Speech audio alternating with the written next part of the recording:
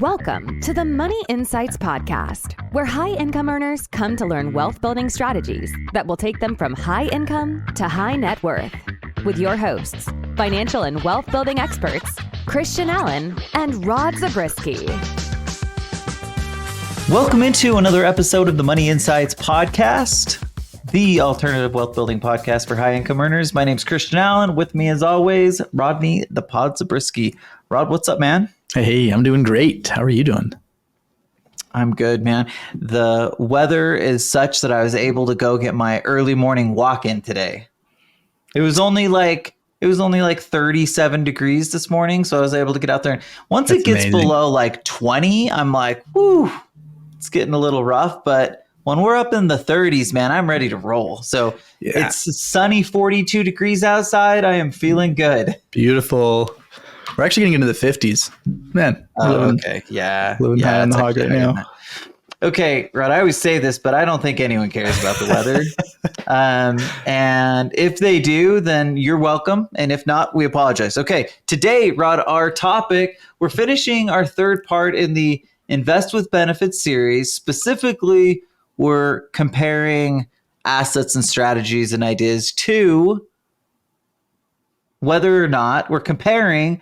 That's not the right word. We're determining, Rod, whether or not they check all the boxes inside the Invest with Benefits framework. As a reminder, leverage, velocity, cash flow, tax optimization, asset protection, and estate maximization are our core benefits. I like how those just roll off the tongue. Yeah, I'm getting them down, man. Nice. I'm rolling with them. Okay, so the question, Rod, is does the Capital Avalanche? That's what we're going to talk about today. Yeah. Capital Avalanche and whether it checks all the boxes, or again, how many boxes does it check? That's the question. Okay. Here's the thing. We could do this about any asset. So if anyone has any ideas and they're thinking, hey guys, I really like to know if this is a good investment, just put it up against the Invest with Benefits framework and make sure that you're checking all or most of the boxes. And if that's the case, you can probably feel good about the investment that you're going with. Is that fair? I think it's fair. I think it's totally fair. Okay. And as a reminder, in part one, we determined with the investment optimizer that checks all the boxes. Yep. In part two, we determined that with real estate investing, it checks all the boxes. Yep. And now here we are, part three. Okay, part three. And man, we're going to go, there could be 10 parts, 20. Just get creative, Rod. We'll get creative. Just kidding. We probably won't do 20 parts, but really, if there are any other investment ideas, strategies, things that you want us to throw up against the Invest with Benefits philosophy and framework, man, we are all about it. Okay, Rod, let's jump into it. So Capital Avalanche, as a reminder, Capital Avalanche is the strategy that we use. It's basically our kind of unique version of a premium finance framework. Premium finance meaning that we're using a life insurance policy where the bank is doing the majority of the contributions. They're the ones putting in most of the money. However, Rod, there's a lot of premium finance models out there. Mm-hmm. Maybe touch on what makes Capital Avalanche a little bit unique and different from the typical models that are out there. And then we'll jump into the 6 core benefits of our framework. Okay. Yeah, sounds good. So you're right. There are a lot of different ways to do the premium financing, and we've done a few of those in the past. What the Capital Avalanche represents is the evolution of bringing all the best parts together. And I'm actually going to bring in a little bit from the investment optimizer, because that actually was one of the clinchers that makes Capital Avalanche special in the premium finance world. But traditionally, what it is rich people wanted life insurance for estate planning purposes, etc. Rich people are the worst, Rod. They always want special benefits and things just unique to them. Man, it's just so painful. But anyway, in this case, it ended up working out to a lot of people's benefit, because hence the creation of this premium finance idea. That's right. Sorry, keep going. And what happened is they wanted the life insurance. They just didn't want to have to pay for it. right? Right. That Who was wants to pay for it? that was the painful part for them, which it is for everybody. Like you mentioned insurance, and people just roll their eyes and they're like, "Oh man, Yeah, I pay like a you don't want lot to of be money for my insurance insurance." poor. Yeah, Right. You don't want to be insurance poor. And I don't blame anyone. No one wants to be insurance poor, especially when you think about typical insurances, right? Like you only get something from most insurance. Mm-hmm. I say most because that's clearly not the case with what we're talking about. But most insurance, you only get something if the benefit pays out, which usually means something bad happened. Yeah, you got sick, or you had a car You wreck, got sick, or you had a yeah, fire. or you're any of those things that are not good. Yeah. And life insurance is the same way in the sense that death benefit comes when you die.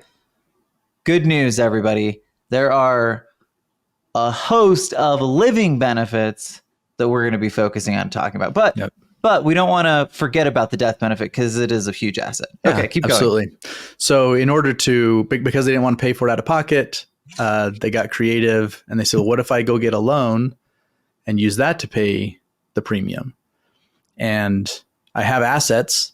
I can use those assets as collateral, take the loan, pay the premium. When I die, the death benefit pays out. It's going to pay off the loan, any outstanding loan that's there. But then I'm going to have this excess insurance that covers the need, that then takes care of estate planning needs, my kids, my spouse, whatever planning it was trying to cover. So, but again, Rod? As little out of pocket as possible. I hate collateral inside of premium finance. And it turns out that a lot of other people do too. Yeah. So absolutely. Here's the good news. No collateral, Rod. We're not going to talk about collateral. Yep. Not today. And the reason is because we've changed this leverage element. And I feel like maybe I should emphasize this more because we've got our 6 core benefits. The first one is leverage. I almost wonder if we need to change it to conservative leverage always. That's fair. Always. Because here's the thing, like we definitely are not proponents of being frivolous with the way that we use leverage. Yeah, It right. is a fickle friend that we have to be careful with. If we use it the right way, it's just like ultra powerful. If not, okay, sorry, Yeah. I'm on a tangent. No, that's great. But one of the things I love about, and we're going to obviously get into how do we use leverage inside the Capital Avalanche, but one of the things I love about it is that we're using leverage, but we're doing it very strategically so that we're like getting this massive amount of impact from it, especially because we're actually using more leverage than a typical premium finance solution would.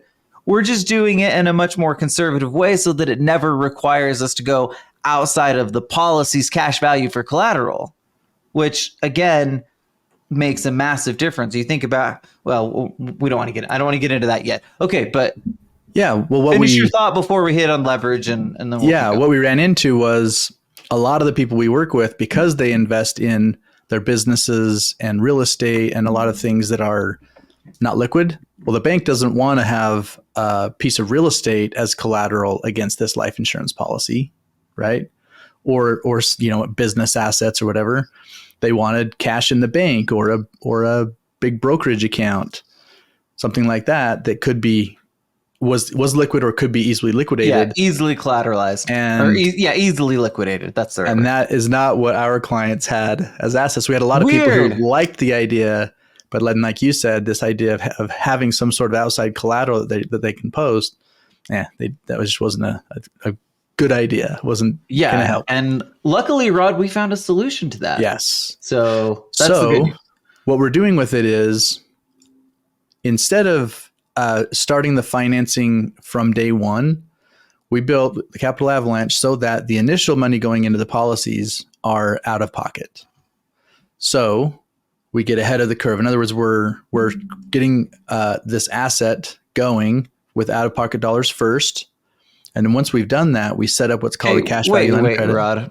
I've been meaning to talk to you about this. We're going to talk about it on air right now. Okay. I've noticed, Rod, that you talk a lot about dollars and less about money. Can you describe to me the difference between dollars and money? I've got to know. It's been on my mind for weeks now, and I'm like, Rod likes dollars. Tell me about this, Rod. Where did the dollars come from? It's a good question, and I don't know that I have like a good answer for you, other than I probably just use the word money a lot, and I wanted to mix it up a little bit. So you're trying to switch it up? Okay. That's my excuse anyway. I can jive with that. All right. Well, I assume the dollars and money are the same thing. Is that fair to say? At least in the US, yeah. And there's a lot of dollars in this case. Yeah. Okay. Sorry to throw you off. That was terrible. Okay. That was terrible. No worries. My apologies. Yeah. So okay. Are we going into leverage yet? Well, not yet, because we're still doing the high level overview. Oh, sorry. My bad. It's the evolution from the traditional. So we're saying you put your money in first before we start leveraging, because what that does is it makes it so that the cash value of the policy by itself is enough to cover the collateral need. So you don't have to come up with any sort of outside assets to do that. Okay. So I'm going to do another quick high level, right? So client has money. They're putting it into a life insurance policy. They put the first contribution. Let's just use $100,000. Let's use $1 million. Okay. We want to put $1 million into the policy, and the client then would come out of pocket for the first $1 million. Mm-hmm. But then they're done. There's no more $1 million coming out if they don't want to. There might be reasons to put in more money if they would like to for various reasons, for potentially additional security or earlier income, that kind of thing. Mm-hmm. But in general, right, you have the ability to put in that initial contribution, which again is atypical from traditional premium finance, and that most of the time in that first year they're just putting in a small portion of it, right? Right. So we're taking on the extra in that front end so that we can then continue to leverage it ongoing, like forever ongoing. Yeah. Which again is really unique from a typical premium finance situation, because normally they're going to do it for about 10 years and then they're going to stop. They're going to do that for 10 years while having outside collateral. And then at the 10-year time, they might pay off that pay that off and kind of continue on with the policy. But what we're doing is we're putting in the extra money up front so that we never have to do that, and so that we can continue to create more leverage ongoing and continue to, for lack of a better word, Rod, to beef it up. Yeah. We're going to beef it up so that income is crazy high. Yep. Because what's happening is we are using the leverage to build the asset. So we have this large asset, again, that's always bigger than the loan, right? And so that's number one. And number two, on average, it's earning more in the asset in terms of the growth than the interest we're accruing on the loan side. So that spread or that arbitrage is putting us in a place where that kind of net equity, the difference between the asset and the loan, is getting bigger. And we get to a place later on where we can tap into that and use it for tax-free income in retirement. Perfect. And we're using an index universal life insurance contract in this specific case. Now, I have an announcement really quick, Rod, because just a couple days ago, I watched some videos on life insurance, and they just did a terrible job. No, it wasn't a terrible job. It was like a C- job, right? And it inspired me. And so I'm just like announcing to our audience here today that we will be coming out with we're going to do, actually it'll probably be YouTube/podcast. So YouTube/podcast series that will be specifically on basically life insurance A to Z. Doesn't that sound fun? It does.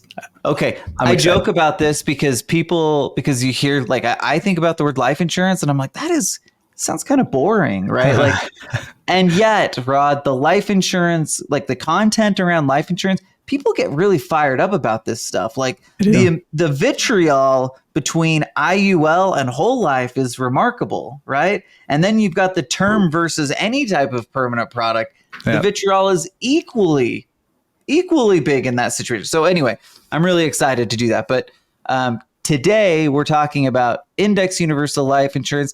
And really it's because of the mechanics of the policy that make it more effective in most situations. Now, I say that, Rod, and you like to use whole life inside the contract too. So maybe talk about the benefit of using both inside of the Capital Avalanche. Yeah. So the index universal life we like because we can have a little more high upside potential. Because what's happening is the money, it's not invested in the stock market, but it's using a stock market index like the S&P 500, for example. as the measuring stick to decide how much interest you earn each year. So if the index is up, you earn a portion of those gains up to a cap.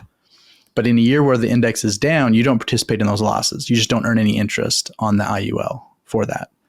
So because it's, again, linked to whatever the performance, what's happening in the market, it gives us that more higher upside potential as compared to whole life. However, because it also has that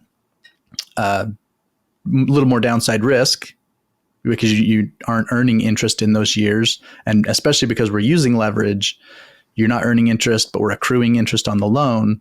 So what we do is we combine that with whole life, and in most cases it's half and half, to where the whole life is just very predictable. The guaranteed interest, the dividend, while it's not guaranteed, the company's just so consistent paying it. So just creating that very consistent growth to hedge against those times where the market may be down and you're not earning that interest on the IUL side.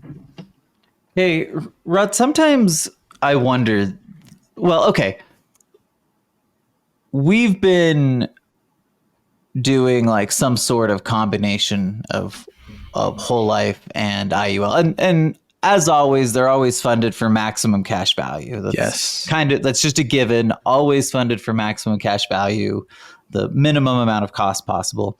But my question has been, why not use all IUL, Rod? Why not in the strategy really try to maximize income? What's your belief or philosophy around adding that other element of whole life? And I don't want to get too into the weeds, but just kind of give me a high level idea. Yeah. So on like at its base level, it helps to, I can use the word de-risk. It doesn't remove all risk, but it brings it back a little bit, right? Because but the question is, Rod, does it also bring down the overall performance and return potentially? Potentially, yes, absolutely. Okay. Yep. Okay. So you could go like ultimately it's well, Buck likes to call it like investing in the stock market with guardrails. Mm-hmm. And it kind of works, right? I don't think that the upside is every bit as high when you add the leverage, but if you were just isolating the policy, mm-hmm. I don't know if I would call it the stock market with guardrails, because I don't think that the return inside the policy, a policy without leverage, is likely to perform at the level of what the market will likely perform over a long period of time. But by adding the leverage element, we can certainly outperform that. Yeah, absolutely. Anyway, okay, let's. I don't want to get into the weeds too much. Yeah, I think that gives us a good starting point. As we go through the core benefits, we'll add a little more layers to this to build it out as we go. Okay, Rod, here's our bold claim. The Capital Avalanche strategy is the most powerful tax-free income-producing machine available. I absolutely believe that. And so as we go through this, we're going to see if it checks all the boxes and attempt to prove out that bold claim. I like it. All right, let's see what we can do. Okay. Whew, Rod, we didn't even get into leverage yet. I mean, we kind of have, but let's talk about leverage. We'll do it quick. Give us kind of the high level. How is it using leverage in 2 minutes? Yeah, this is the easy one because it's all about the leverage. Everything we've talked about up to this point, we've said leverage. Yes, it's leverage. Again, conservative leverage, because we're building an asset. The combination of the whole life and IUL policies is our asset, the cash value. And initially that came from out of pocket, but the majority of the money going in there is coming through the loans from the bank, the leverage. Yeah, think about this, right? We put the first year in, and let's say I live for 50 years. The bank could be contributing to this policy for the next 49 years. That means that you've contributed 1/50th. Like, that's pretty solid leverage. But what's really crazy is that you're doing that without having to put up anything outside of the policy for collateral. That's wild. I love it. That's why it's so powerful. And what that does is it turns that underlying asset. So if the whole life and IUL combo is creating a 5 to 6% tax-free return itself, right? Because it's leverage, or in other words, because when you calculate your individual IRR, you're saying, well, I put in that initial, in your earlier example, $1 million, but then later with all the income I took off of it, and then even later than that, when the death benefit pays out, when you measure the IRR off of your initial contribution, it makes it more like a 13 to 14% tax-free IRR.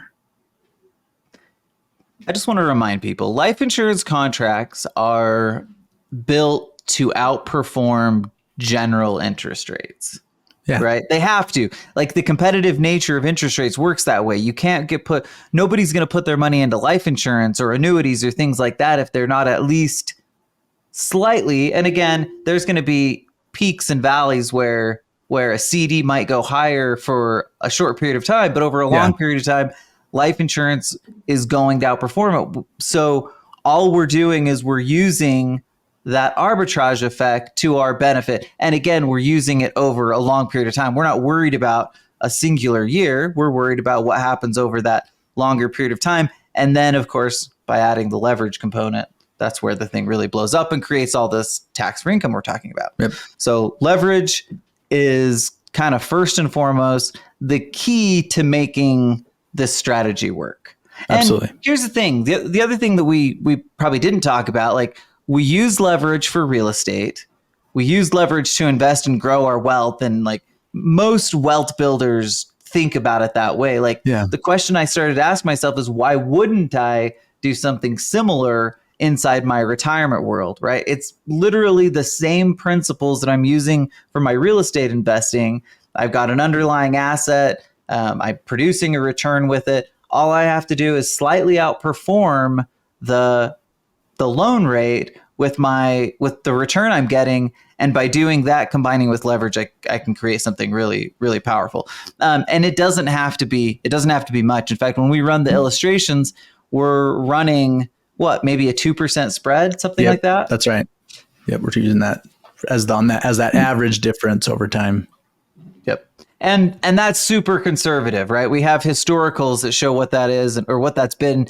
And that 2% spread is really conservative. Okay. Yep, absolutely. Rod, the second one we're going to talk about might be our most difficult benefit. And that is core benefit to velocity. So question, Rod, how is the Capital Avalanche utilizing the core principle velocity? Well, let's talk about real quickly a redefinition of it. So velocity is that turning your money back to you as quickly as possible so you can use it and go out and invest in something else, right? True So statement. The part of the velocity that it does do is it returns your money back. So we talked about how this leverage is building, and then we get to this point where it's going to start creating this tax-free income coming off of it. And when that happens, that's obviously returning your cash. And relative to the amount you put in, by the time it starts kicking off that income, you get your amount back relatively quickly. Within the first 2 or 3 years, you've received that. However, the part where it's maybe not as strong as a lot of these other things we talk about is it just takes time before we're ready to do that. So if I were making the decision strictly on velocity and that money going into the Capital Avalanche, and I need to get it back as quickly as possible, and that's probably not the place. Yeah, I'm talking to myself and I'm saying, hey, Rod, how soon can I expect that to come back? And Rod says 12 or 13 years later. Then you're like, okay, but to be fair, and I think this is important because we talk about real estate, like real estate's just like full of velocity, and it can be, but how many times do we put money in a deal that ends up lasting 10 or 20 years, right? Like lots of people buy. So it's more of a long-term play. We'll give it like a C on velocity, right? Where it's like acing the leverage side of things. It's just passing as it relates to velocity. Yep. But to your point, we are putting the money in and we are then creating number 3 core benefit, cash flow coming back out. Talk about that. Yeah. I said earlier, it's all about the leverage. Well, it turns out it's also all about the cash flow. Can it be both? It is all about the cash flow. So, well, it can be both. And you're gonna tell us why. Yeah, because when we talk about cash flow, we often do it in the context of this idea that we are trying to build to a place where we can replace our working income with passive income. And that's what this does. It creates massive amounts of tax-free passive income. So it aces leverage and it aces cash flow because that's really what it does. And we we like to point out the big difference between this idea of cash flow versus the whole nest egg model. The nest egg model being the traditional retirement planning where you build up a fund to your accumulation number, model, whatever your number is. Yeah. And then you just spend down that asset as for your retirement. And this one is not that. In fact, sometimes we'll get people who get caught up in that. And as we're showing them the numbers or looking through it, and they say, well, my net equity, it isn't doing great on these, especially in these initial years. In fact, if I put that million in, I don't show $1 million of net equity until year 9 or 10. And they're absolutely right. Right. Because, and the reason why their challenge to me is that matters, Rod. Tell me why I should do this, even though that's the case. And the point is that it's not about the nest egg. It's about the leverage. And the leverage, because of, it's a combination. Initially, cost of the insurance policy, that's part of it. And then the interest on the loan creates kind of like a J curve. So the initial money you put in, the $1 million goes in, you might have 800,000 of equity right off the bat, right? Then in year 2, we take $1 million loan to pay year 2's premium. The actual cash value went up to 1.7 million or something, but now you have $1 million loan against that. When you include interest, now all of a sudden you have maybe $680,000 of net equity. Right? Man, how am I going to create much income off of $680,000, Rod? Exactly. See, so it decreases in those initial years, but then when it starts to turn back up, then the upward slope is really good because of the leverage. So when you look at the numbers and you say, okay, well, if I get back to break even in year 9, well, by year 12 or 13, you've now doubled it. So your $1 million net equity has become 2 million. And within a couple of years of that, it's become 3 million. So like I say, that upward slope is really good by the time we get to that crossover point, so that the leverage is just bumping and making things happen. But again, it's not about that net equity. Because so the question is why? And here's the reason, Rod. The reason is because when we earn our return, we're getting it based on the total cash value. And if you think about it, right, if I put $1 million in that first year, well, even if I've only got $1 million of cash or of cash in the policy, I've got 10 million, probably 12, 13, 14 million dollars of cash. And that is what's producing the return. So now when I get 5, 6, 7, whatever the return is inside the policy, let's say I get a 10% year, I hit the cap. Well, I got 10% off of $13 million. And suddenly that just blows it up, right? So now as long as I'm getting more ups than downs over the long period of time, then I'm in really good shape. Yeah. Yeah. And like we talked about earlier, it's the combination. Number one, I always have a bigger asset than my loan balance, right? So like you just said, but no then outside collateral. And then secondly, because of that difference on the average, I'm earning more as a percentage of my asset than the interest I'm accruing on my loan. So another way to say this is when I get to the place where I'm starting to take the income and I look at my net equity immediately before I take the income, as a percentage of that, we can produce, depends on how early in. If I'm at year 12, then it might be 11 or 12% distribution. If someone's, maybe they're younger when they started, so it's year 20 or something before they start taking the income, it might be 15, 16%. But compare that against the 4% rule. I don't want to, Rod. It doesn't. It's not even worth it. It's not worth it. Makes me bored just thinking about it. I saw a presentation that you did recently. I'm trying to remember where it was, but I saw the actual presentation and I was looking at the return, the comparison between how much money came out of like a kind of a accumulation methodology versus what we're doing here. And it was just like baffling. It was like 4 million compared to like 50 million or something stupid, right? Yeah. Because of course we were adding in the death benefit, but it was like the living benefits were like 20 million, and then there was another, big chunk of money that came. So like, Yeah. it's absurd, right? Even if it performed 50% as well as we think it will, even though we already feel like we've got a conservative model, even if it performed half that well, it would massively outperform anything that's happening inside of the accumulation model. The real question for like wealth builders, the people that we talk to, Rod, is more about, well, do I put money into this or do I just keep stuffing money into real estate?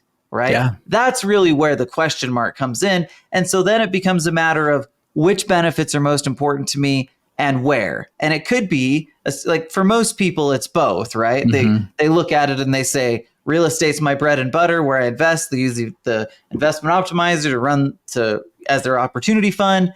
But then over here, they're saying, okay, there's different benefits that I can get here. And it's a little bit of a hedge against potentially what's happening over there. So let's just say theoretically something happened that wasn't like the real estate market was struggling. Mm-hmm. That wouldn't necessarily have any impact on what's happening inside of the Capital Avalanche. And so you could still create this, you could still have this incredible cash flow machine that is either a bridge or just a hedge against the possible downside risk that comes with real estate.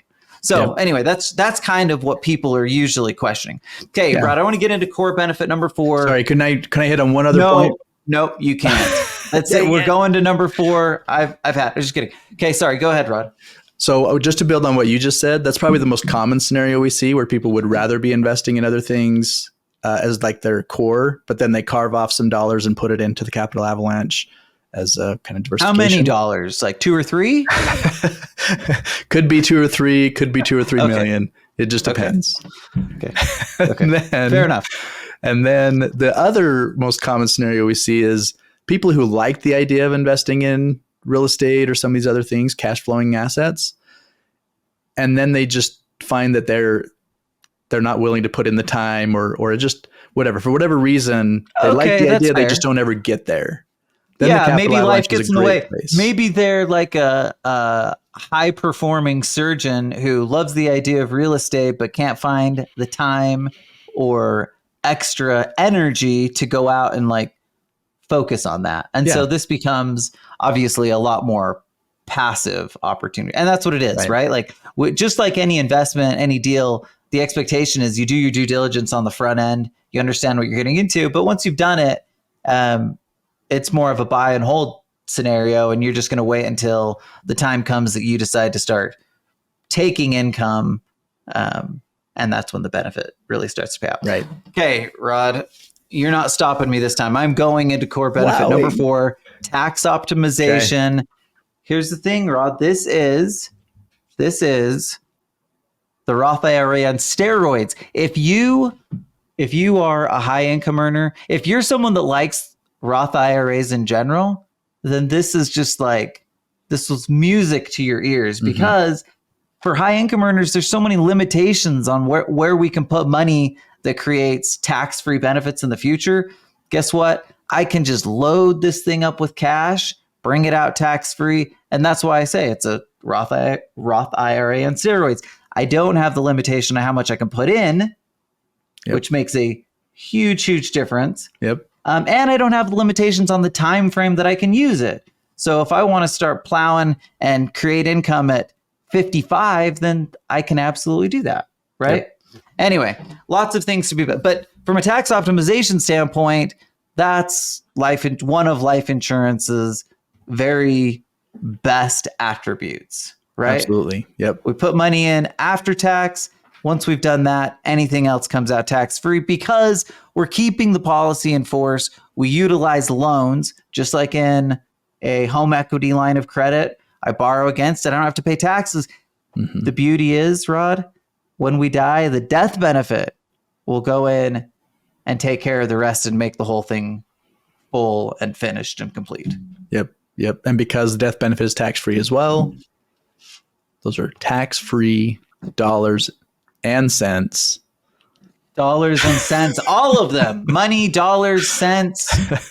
It's all tax-free. Okay, Rod, let's jump into core benefit number 5, asset protection. So the question that I have for you and that our audience has for you, Rod, is how does the Capital Avalanche stack up against core benefit number 5, asset protection? Very well. Very well. Okay. And on 2 levels. All right, great. Well, let's move on to number 6.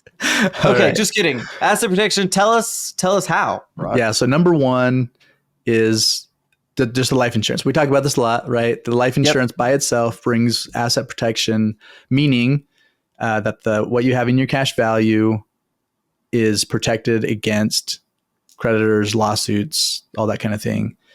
Again, in most states, you get that protection.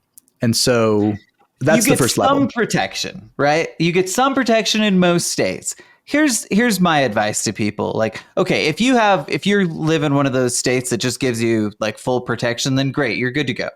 But for a lot of people, the easy solution is just to set it up inside a trust so that you don't have to worry about all of those outside issues. Yes. So even if you're not one of those people that lives in a life insurance asset protection friendly state, you can absolutely still create asset protection inside of the Capital Avalanche strategy. Yep. Okay. And so that was level 2 because, and I mean, a lot of people, when they set up premium finance in general, et cetera, it makes sense to use trusts anyway, especially as the asset gets bigger and you want to have assets building outside of your estate, especially when this death benefit pays out. We want it to pay out outside the estate. It is very common at some point for people to have these policies owned inside of an irrevocable trust anyway. And that gives you all the asset protection as well. Yeah. So, and I talked about this in our last, or when we were talking about the investment optimizer. It's not about the policy, which that's an element of it, but the life insurance policy isn't the strategy, right? Mm-hmm, mm-hmm. It is one critical, important piece that gives us a bunch of benefits, but these other elements have to come together in order to create the strategy. And from my perspective, asset protection, and oftentimes, to your point, using some sort of trust creation to provide that asset protection ends up just being like an important part of the overall strategy. Yeah. Okay, Rod. Core benefit number 6, estate maximization. This one's pretty easy. I'm going to throw you a softball, but here we go. Rod, tell us how estate maximization and the Capital Avalanche intertwine. Okay, so we talked earlier about how the death benefit pays out tax-free, income tax-free. So that's a big deal. That's a big deal. It's just a big number, right? Whatever you have in your cash value, your death benefit is always going to be a bigger number than that. And so we often talk about how cash at the time of this transfer of estate is important. And in this case, this number 6 contrasts or like balances a little bit against number 3, which was the cash flow. So if I'm taking that cash flow and taking as much as I can, right, as much as makes sense, then in the end, the death benefit still will be significant, will be less than. The other side of that is if I didn't take as much income, let's say that I was investing in real estate or sold my business or whatever, and that takes care of my income needs during retirement, and I don't need as much or any from this bucket. And so I just let it ride. And all of a sudden now when I die, there's this much larger death benefit. So the good news is you don't have to decide that today what you're going to do with it. If it's going to primarily be income or if it's primarily going to be estate planning, as you go, you get to decide. To the extent that you take less income, it's just going to provide more at the time of death. When I think about like, if I want to become a generational wealth builder, right? Like I want to create money that can last for generations in the future. This is about as powerful of a play for that as you can get. Yeah. Because again, as we've talked about, the leverage doesn't have to ever stop. I can be 78 years old and still pumping in $1 million of the bank's money into this policy. Yeah. I can be using the money, actively creating cash flow from it, using it, and still pumping bank money into it, which to your point, inflates the whole thing so that it can create a lot more income, but also, to your point, creates a huge amount of additional death benefit. So even if I'm somebody that, let's say that I have a $500,000 income, and that's obviously that's a really fantastic retirement lifestyle. Mm-hmm. But I could be someone that lives that lifestyle and still manages to pass on $30-40 million to heirs. Like, it's significant. It's just really, it's a game changer. We did this. Let's see. So we did our policy, the initial one 2 years ago, right? We put $300,000 into it as the initial lump sum.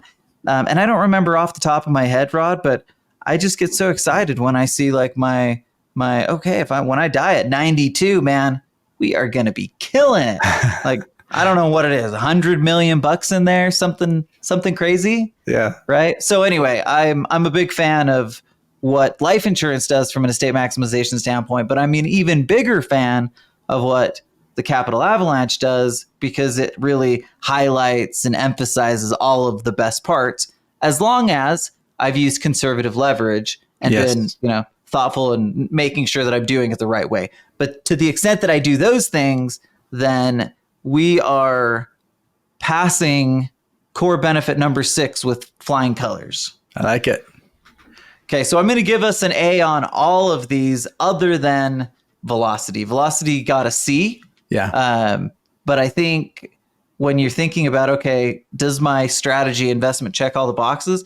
This does a pretty dang good job of it, Rod. Yep, absolutely. Okay, are there any final thoughts? How about you tell us, remind us what the bold statement is, Rod, and then give us your final thoughts. Yes. So our bold claim was the Capital Avalanche strategy is the most powerful tax-free income producing machine available. And I think we proved that out. Okay, if you have questions, if you want numbers to back it up, we didn't do numbers today, but go check out on the website. We have the Capital Avalanche webinar, and in that one, we'll actually go through the numbers so you can see an example of like what kind of income you can get from it. But all I'm telling you is whatever you think you'll see from it, it's probably better. It's just really a remarkable strategy. Okay, this has been fun, Rod. Thanks, man. I appreciate it. Thanks, everybody, for listening, and we will hopefully see you next week. Thank you for listening to the Money Insights podcast. To learn more about the financial and business strategies discussed in this show, please visit moneyinsights.net. The views and opinions expressed on the Money Insights podcast are not intended to be individual financial, tax, or legal advice. Always consult with the appropriate advisor before making financial decisions. And if you're enjoying the show, please feel free to rate, subscribe, and leave a review wherever you listen to your podcasts. This will help others find the show and learn wealth-building strategies for themselves. Thanks again for tuning in, and we'll catch you in the next episode.